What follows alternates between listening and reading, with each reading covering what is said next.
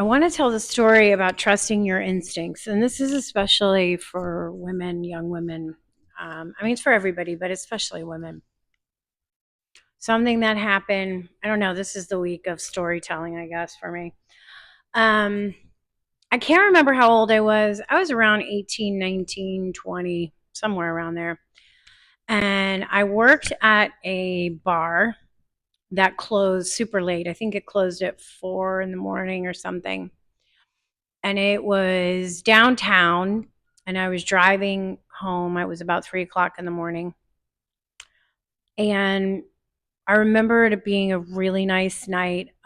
This is when I was a smoker. I used to smoke cigarettes, so I had my music really loud. I had my windows down. When you worked at a bar, you always left kind of hyped up, right? Because you're running around all night. So, it takes a little while for your body to kind of calm down. And so I'm listening to my radio really loud. I have my cigarette, my hand hanging out the window, smoking my cigarette, whatever. And I came to a stoplight, and uh, uh, it wasn't as crowded here as it is now back then. So there was nobody else on the road. And why is it always a white van? So a guy in a white van pulls up next to me, and his window's down, and he says, he tries to engage, like, hi, how are you, or whatever, because we're both at the light. And I just looked over, and I was like, good, thanks. And just kind of smiled, right? And the light turns green, and now I'm getting ready to get on the highway to go west to go home, because I'm downtown, I'm east. I didn't like the looks of him from the beginning. He was young, probably older than me, I would say late 20s, early 30s, by himself. But I just didn't like the way I felt. So I'm driving on the highway. I notice he gets on the highway. There's a couple more, like another couple of lights that I got that were green before I got onto the highway. He gets on the highway, and he is behind me, and I change lanes, and he changed lanes. So now he's not right behind me. I see him fall back, right? Like, not too close. Like, I don't want to spook this girl. But right away, something inside of me said, he's following me. He's following me. Now, this is before cell phones. So there was no option to call anybody on a phone. And the exit I get off of, I notice, like I said, he's not right behind me. He's far enough away where he can act like he's not that close. But I notice he gets off. Same street. Now, it's not a busy street. It's a street that is going towards the residential area, right? So, why you're getting off? Okay. And I'm coming up. It's very dark. It's a windy, very dark road, and there's an area where you come up where there's two lights right next to each other. There's the one, they're like, because there's two streets and they run parallel. So you hit the one light and then you hit another light. And those lights were always long, even at like night. And I remember that because obviously I would take the same way home all the time. And there was nobody around. It was, like I said, 3 o'clock in the morning. No one was around. And the light that I was going to come up on was red. And then I would have to go through another red light because for some reason they didn't always connect. It's not like when one went green, the other one would turn green. Sometimes the one would turn green and then you would just move up a little bit and you'd have to wait for the other one to turn green.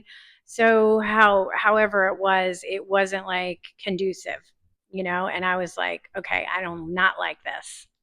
So no one was around and it was red. So I ran the red lights. I figured, I don't care. Let a cop pull me over. I'll be like, this guy's somebody's following me in a white van. So both lights were red, ran both lights. He ran both red lights. because I told you they stayed red for a long time. So then I knew for sure this guy's following me, right? And he's in a white van. I swear to God, why is it always a white van?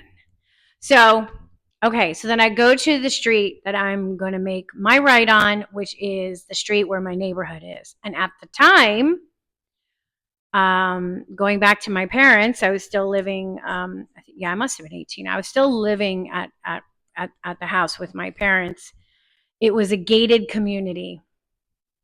So instead of me going through the gate, I went up to where the guy was in the booth, and I said to him, I'm being followed. There's a guy in a white van. If he tries to come in, do not let him in. Call the police.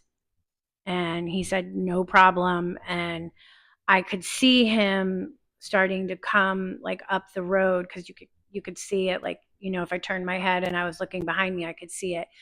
And I saw him slow down before he would make the turn into the development. And then he noticed that it was a gated community and he kept going.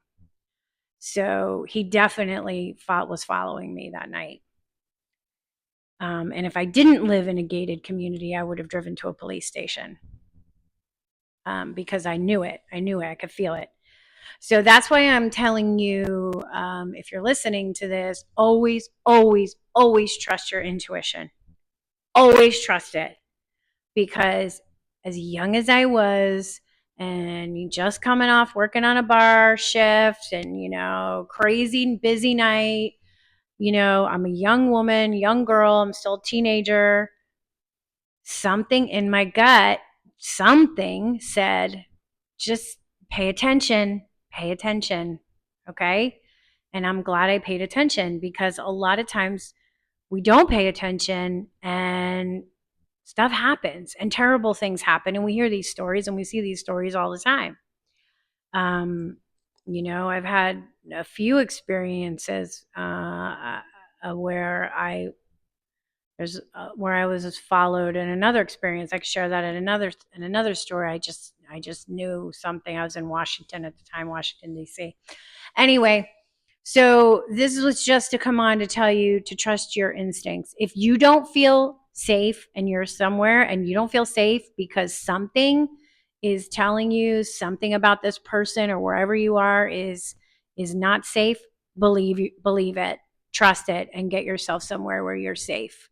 Because that is our, whatever you want to call it, your higher self, your guardian angels, your instincts, your intuition, God, your spirit guides. It doesn't matter, but somebody's trying to keep you safe, and you're getting the signals. So pay attention to them. So anyway, I just thought I would share that, because for some reason, I don't know, it's tell my stories, tell stories week. I don't know why. All right. Be safe, everybody. Pay attention to your gut. It's never wrong. See you next time. Bye.